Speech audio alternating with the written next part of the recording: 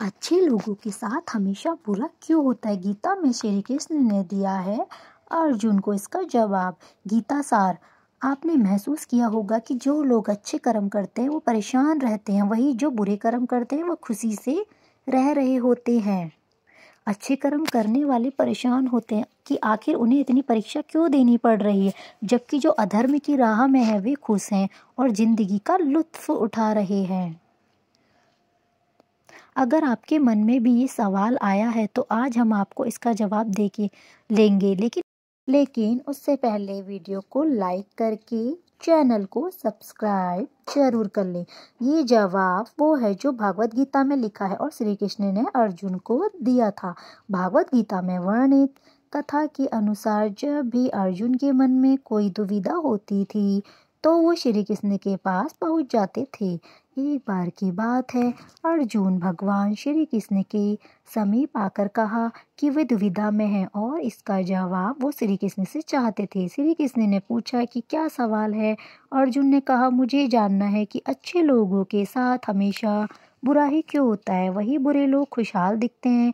अर्जुन के मुंह से ऐसी बात सुनकर श्री कृष्ण मुस्कुराए और कहा, मनुष्य जैसा सोचता है और महसूस करता है वैसा कुछ नहीं होता, बल्कि अज्ञानता की वजह से वो सच्चाई नहीं समझ पाता है। अर्जुन उसकी ये बात समझ नहीं पाए। इसके बाद श्री कृष्ण ने कहा, क्या वो जानते हैं? श्री कृष्ण ने अर्जुन से कहा, पार्थ, मैं तुम्हें एक कथा सुनाता हूँ, उसे सुनकर तुम समझ जाओगे कि हर प्राणी को उसके कर्म के हिसाब से ही फल मिलता है।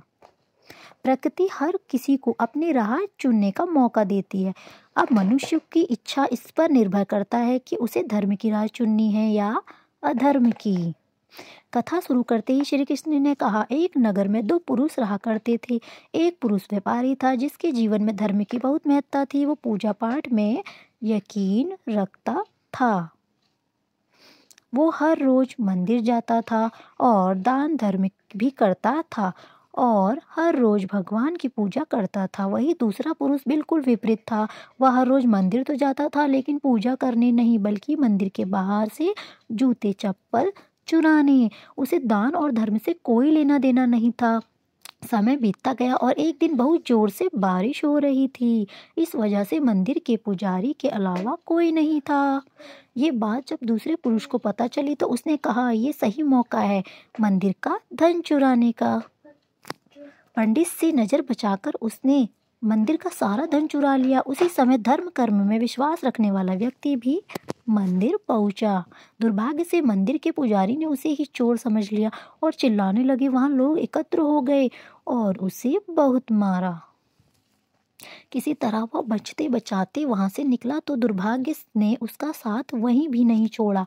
मंदिर के बाहर वो एक गाड़ी से टकरा गया और घायल हो गया। फिर वो व्यापारी लंगड़ाते हुए घर जाने लगा तो रास्ते में उसकी मुलाकात उस पुरुष से हुई जिसने मंदिर से धन चुराने था। उसने कहा, आज तो मेरी किस्मत चमक गई, एक साथ इतना सारा धन मिल गया। ये सब देखकर उसे बहुत बुरा लगा और उसने अपने घर से भगवान की सारी तस्वीरें निकाल दी। कुछ सालों बाद दोनों के पुरुषों की मृत्यु हो गई। मरने के बाद जब दोनों यमराज की सभा में पहुंचे और भले पुरुष ने दूसरे व्यक्ति को देखा तो उसे गुस्सा आया। उसने क्रोधित होकर यमराज से पूछ ही लिया, मैं तो हमेशा अच्छे कर्म करता था, दान में विश्वास रखता था, उसके बदले जीवन भर मुझे अपमान और दर्द ही मिला। और इस व्यक्ति को नोटों से भरी पोटली, आखिर ऐसा भेदभाव क्यों? इस पर यमराज ने कहा, पुत्र, तुम गलत समझ रहे हो। जिस दिन तुम्हारी गाड़ी से टक्कर हुई थी वो दिन तुम्हारे जीवन का आखिरी दिन था, परंतु तुम्हारे अच्छे कर्मों की वजह से तुम्हारी मौत सिर्फ एक छोटी सी चोट में बदल गई। तुम इस दुष्ट व्यक्ति के बारे में जानना चाहते हो? दरअसल इसके भाग्य में राजयोग था, मगर इसके कुकर्मों और अधर्म की वजह से वो सिर्फ एक छोटी सी धन की पोटली में बदल गया। कथा सुनाने के बाद श्री कृष्ण अर्जुन से कहते हैं, पार्थ, क्या अब तुम्हें तुम्हारे सवाल का जवाब मिल गया? ऐसा सोचना कि भगवान तुम्हारे कर्मों को नजरअंदाज कर रहे हैं, ये बिल्कुल भी सत्य नहीं है। भगवान हमें कब क्या किस रूप में दे रहा है मनुष्य को समझ में ही नहीं आता। मगर आप अच्छे कर्म करते रहे तो भगवान की कृपा हमेशा बनी रहती है। इसलिए अपने अच्छे कर्मों को बदलना नहीं चाहिए, क्योंकि उसका फल हमें इसी जीवन में मिलता है। इसलिए मनुष्य का फर्ज है कि वो हमेशा अच्छे कर्म करते रहे, क्योंकि श्री कृष्ण ने गीता में भी बताया है कि किसी के द्वारा किया गया कर्म बेकार नहीं जाता, चाहे वो अच्छा हो या बुरा। धन्यवाद।